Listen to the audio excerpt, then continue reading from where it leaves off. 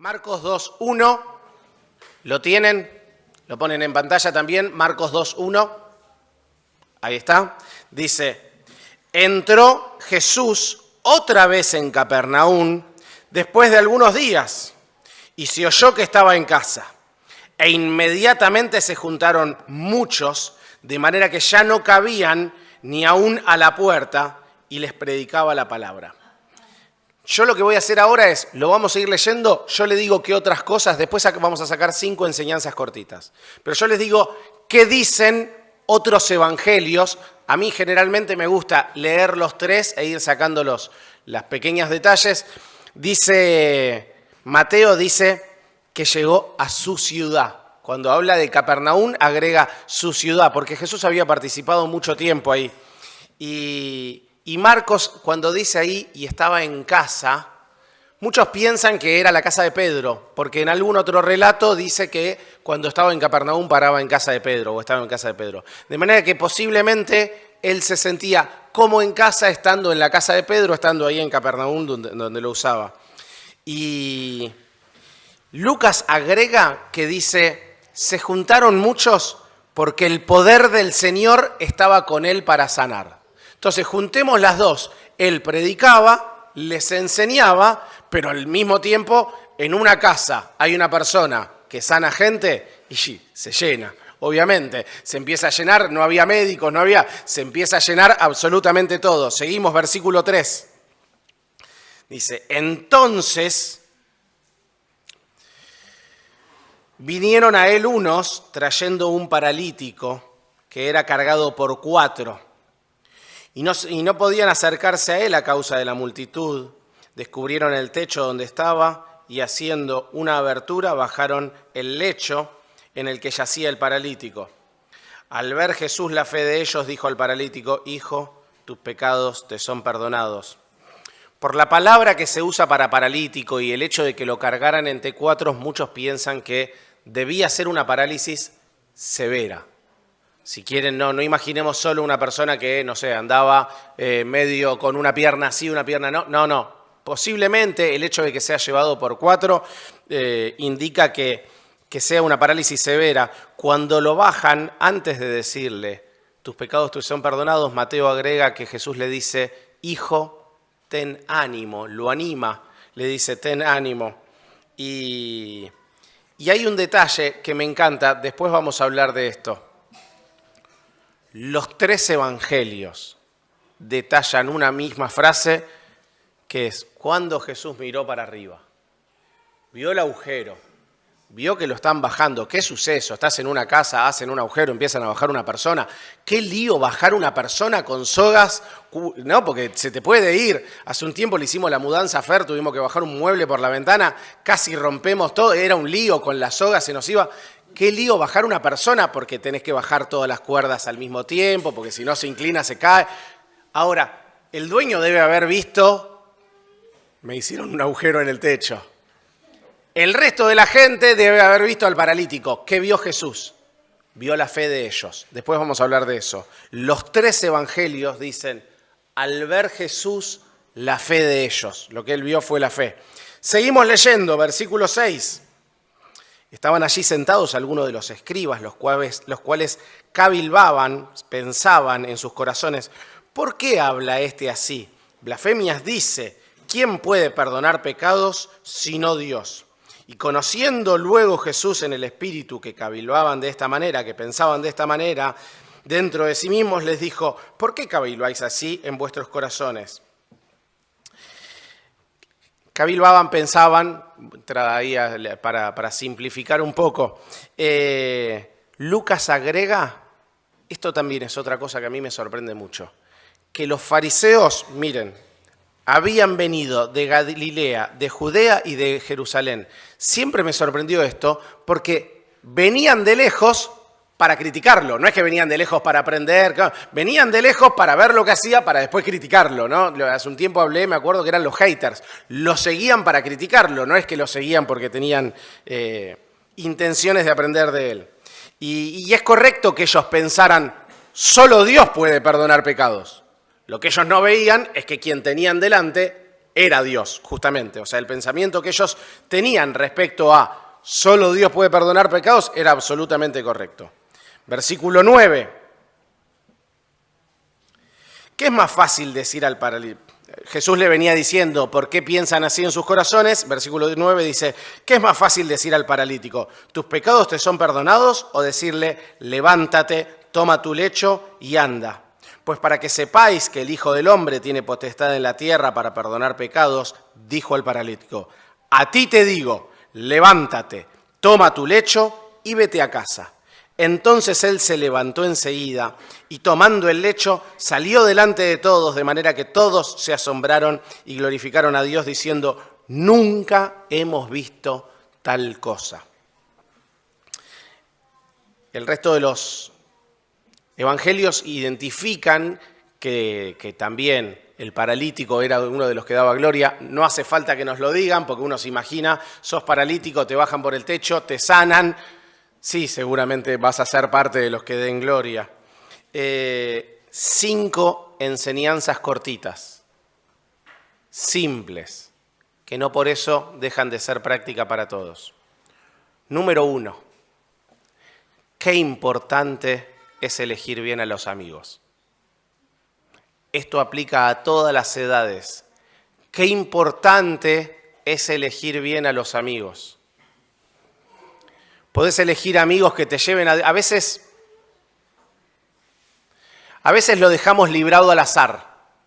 El amigo es el compañero de curso, es el compañero de trabajo, es el vecino. Nada, tocó ahí, estaba ahí y bueno, nada, pegamos buena onda. Qué importante es elegir bien amigos que te lleven a Jesús, amigos que te lleven a Dios. Fíjense, hay un proverbio que dice, el que anda con sabios, sabio será, mas el que se junta con necios, será quebrantado. El que se junta con sabios, termina siendo sabio. El que se junta con necios, será quebrantado, termina mal. Qué importante es elegir bien a los amigos. Miren, me llama mucho la atención porque el que escribió eso fue Salomón. Y su hijo, ¿qué pasó? Es el ejemplo de juntarse con necios. Cuando Roboam, para el que no conoce la historia, cuando Roboam accede al trono, fue a los ancianos y dijo, ¿qué hago? Y los ancianos le dijeron, bájale la carga al pueblo, están trabajando mucho, bájale la carga. Y después dice, lo tengo acá, no hace falta que lo busquen, pero él dejó el consejo que los ancianos le habían dado y pidió consejo a los jóvenes que se habían criado con él y estaban delante de él. O sea, y se juntó con los amigos, con los compañeros, con los que se crió, y le dijo, ¿a ustedes qué les parece? No, lo que tenés que hacer es no mostrar debilidad, tenés que ser el doble de duro con el pueblo que tu padre. ¿Qué pasó? Se partió el pueblo, se quebró el pueblo, justamente. Qué importante es elegir bien a los amigos. Esto no significa que uno no pueda tener amigos que no sean de Dios, pero tienen que tener claro, yo estoy en esa amistad para ser yo el que lo lleve con sogas a Jesús, y no que Él me lleve lejos de Jesús. Chicos, jóvenes, grandes, todos, qué importante, ¿qué clase de amigos sos vos? O sea, ¿quiénes te rodean en primer lugar? ¿Quiénes te influyen? ¿Qué clase de amigos te rodeas? Y al mismo tiempo, ¿qué clase de amigos sos vos? ¿Sos esa clase de amigo que en cuanto encuentran un obstáculo dice, no, che, ¿sabés que no se podía pasar? No, mala suerte, quédate paralítico. O amigos que atraviesan esos obstáculos, suben un techo, buscan sogas, lo bajan despacito para que no se les vaya de costado. ¿Qué clase de amigos sos vos y qué clase de amigos buscás? Número 2, ya lo anticipé antes. La fe se ve. La fe se ve. Métanselo en la cabeza. La fe se ve. Muchas veces tenemos la imagen de fe de, no, es algo abstracto. Ay, a mí no me tocó fe, a vos te tocó fe. No, la fe se ve, la fe se alimenta y se alimenta por el oír y se alimenta por el oír la palabra de Dios. Dios vio la fe. ¿Y cómo se ve la fe? A través de las obras. Esto también lo dice Santiago, cuando dice, así también la fe, si no tiene obras, la misma es muerta. O sea, ¿cómo puede ser que tenés fe y no tenés las acciones que acompañan esa fe? Uno actúa de acuerdo a lo que cree. Bueno, ¿crees en Dios? Sí, comportate de acuerdo a Dios. ¿No crees en Dios? No te comportes de acuerdo a Dios. O sea, no tenés la obligación. Pero al fin y al cabo, la fe se ve y la fe se alimenta. ¿Se ve tu fe? Dicen de vos, che, es distinto. ¿O no? ¿Se acuerdan también el caso? Hay otro caso donde Jesús vio fe. ¿Alguno se acuerda? No. Hay uno que dice, no he visto fe como esta en toda la ciudad. El soldado romano. Cuando el soldado le dice, no, ni vayas a mi casa. Y Jesús se le queda mirando como diciendo, wow, no vi esta fe en toda la ciudad. La fe se ve, pequeñas cosas. Bajar a un paralítico en una soga o decir, no hace falta que vayas a mi casa, Jesús, son actos que demuestran o que le demostraban a él que había fe. Bueno, nosotros tenemos otros actos. Podemos demostrar que soy un hijo de Dios comportándome de acuerdo a como la palabra indica. Entonces, la fe se ve. Primera enseñanza, porque no hice PowerPoint hoy, así que para que se acuerden. Primera enseñanza, ¿cuál era? Qué importante es elegir bien los amigos. La segunda enseñanza, la fe se ve. Ahora vamos con 3 de Jesús. Jesús conoce los pensamientos. Sépanlo. Jesús conoce los pensamientos. Supo lo que pensaban los fariseos. Supo lo que estaban pensando los amigos cuando lo bajaron. Supo lo que pensaba en paralítico mientras estaba siendo bajado y mientras Jesús le decía, tus pecados te son perdonados. Todo el tiempo supo los pensamientos. Y esto me hace acordar, hay otra persona que yo no sabía que tiene este poder y me enteré ayer, que es mi hijo Tomás. Tomás, ayer estábamos en casa y quería que yo me enoje con Charo. Entonces me dijo, dice Charo que sos un viejo gordo. Y yo le dije, no la escuché. Y me dijo, lo dijo para adentro. ¡Wow! Dije, mirá, justo, Jesús y Tomás comparten, no, mentira, pero lo dijo para adentro, me dijo, porque quería que la rete. Jesús ve el corazón, no tiene mucho más que eso. Jesús ve tu corazón. ¿Y sabes qué? Ve el corazón de los que no creen en Dios y también ve el corazón de los que creen en Dios. Antes decíamos, la fe se ve. Bueno, Dios ve la obra y el corazón. ¿Por qué? Porque también puede ser que haya obra sin corazón. ¿Por qué? El fariseo cuando se paró y oraba para sí mismo, o cuando en Mateo 6 dice, ya tienen recompensa, lo que está diciendo es, hubo obra, sí, no hubo corazón. Entonces, van las dos acompañadas de la mano. Antes decíamos, la fe se ve, ahora es, y además, Jesús ve los pensamientos, Jesús ve el corazón. En 1 Corintios 3 dice que toda obra va a ser puesta al fuego, y se va a identificar si era hoja, heno, madera, hoja o heno, que cualquiera de ellos los pones al fuego y desaparecen, o si son piedras preciosas, oro y plata, que cuando los pones al fuego se perfeccionan. Bueno, todas nuestras obras, todo lo que hacemos va a ser puesto al fuego y se va a identificar, che, al final lo hizo la obra, ¿fue acompañada de corazón o la obra fue acompañada sin corazón? Qué importante es elegir bien a los amigos. La fe se ve. Jesús conoce los pensamientos. Jesús entiende de prioridades. Número 4. Jesús entiende de prioridades. Le trajeron una persona paralítica, grave. Él tenía poder para sanar. Lo mira y le dice, tus pecados te son perdonados.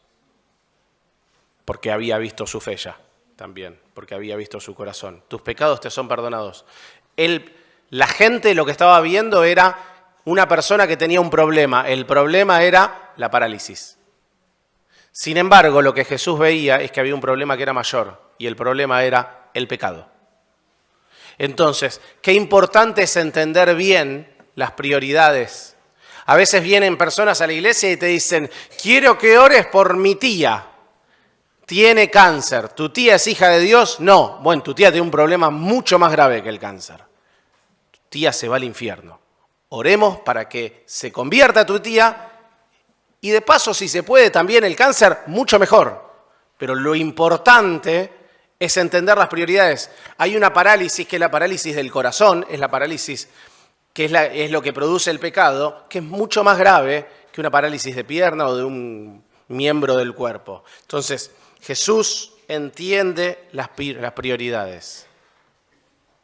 Número 1, entonces, qué importante es elegir bien los amigos. Número 2, la fe se ve. Número 3, Jesús conoce los pensamientos. Número 4, Jesús entiende las prioridades. Número 5, Jesús tiene poder. Simple. Y Damián ahora debe estar pensando, pensamientos, prioridades, poder, todos con P. No, fue de casualidad igual, pero... Jesús tiene poder. Y el poder que tenía hace 2000 años lo sigue teniendo hoy. Todos volvieron glorificando a Dios por lo que habían visto. Él quería, menos los fariseos que se quedaron con bronca, que dijeron, mirá, me vine desde Jerusalén, desde Galilea, y no le pude hacer jaque mate, no lo pude agarrar. Jesús tiene poder, hace 2000 años tenía poder para perdonar pecados, hoy tiene poder para perdonar pecados. Hace 2000 años tenía poder para sanar un paralítico y hoy tiene poder para sanar un paralítico. Si quiere hacerlo, puede hacerlo. No a través de mí, yo no voy a andar imponiendo manos ni nada, pero que tiene el poder, tiene el poder. Qué importante es que nosotros tengamos presente esto. Y quizás haya alguna persona que todavía no le pidió perdón por sus pecados. Alguna persona que piensa, yo tengo un problema y vengo a la iglesia porque tengo un problema y vengo para ver si me lo pueden solucionar. Bueno, mirá, acá le trajeron a Jesús una persona que tenía un problema, el problema era mucho mayor. El problema era el pecado. Jesús, primero, le solucionó el problema del pecado. De manera que si hoy tenés un problema y viniste porque tenés un problema y querés resolverlo, ¿sabes qué te decimos? Arrepentite de tus pecados y el problema mayor está resuelto. Cree en el Señor Jesús como tu único Salvador y tu problema mayor está resuelto. Y después, para los otros problemas, sí, podés encontrar el acompañamiento de la iglesia, de Dios, del Espíritu Santo, de la Biblia, de un montón de cosas. Pero el problema mayor es ese. Te invitamos, si no lo hiciste, a que puedas hacerlo y a que puedas hacerlo ahora y hoy. Y para los que somos hijos de Dios, que podamos reflexionar acerca de nuestras prioridades, acerca de nuestro corazón y qué pensamos en nuestro corazón, acerca de nuestras amistades y cómo somos como amigos, y acerca de que nuestra fe se pueda ver.